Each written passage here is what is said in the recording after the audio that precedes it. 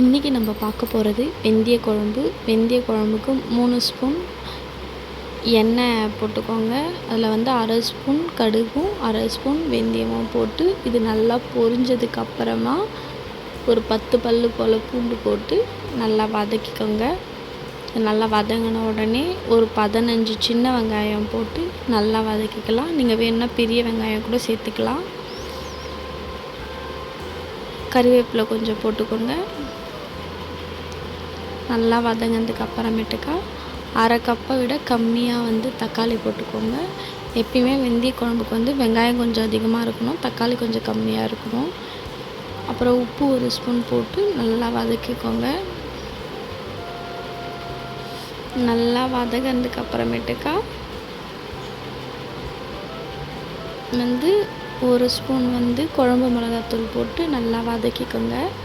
இது வந்து இந்த மிளகாத்தூள் ஸ்மெல் போகிற வரைக்கும் நல்லா வதக்கிக்கோங்க. வதங்கின உடனே 1 கப் புளி கரைச்சி வச்சுருக்கேன். ஒரு பெரிய லெமன் சைஸ் வந்து புளி எடுத்து கரைச்சி வச்சுக்கோங்க. 1 கப் சேர்த்துருக்கேன் நான். மூடி போட்டு ஒரு 10 நிமிஷம் வந்து நல்லா கொதிக்கட்டும். இந்த மாதிரி எண்ணெய் பிரிஞ்சு வரும்போது தான் நம்ம எடுக்கணும். இது வந்து சாப்பாட்டு கூட வச்சு குழம்பு ஊற்றி சாப்பிடும்போது நல்லா டேஸ்ட்டாக மீன் குழம்பு மாதிரியே இருக்கும். ட்ரை பண்ணி பாருங்கள். ட்ரை பண்ணி பார்த்துட்டு கமெண்ட் பண்ணுங்கள். என்ஜாய்.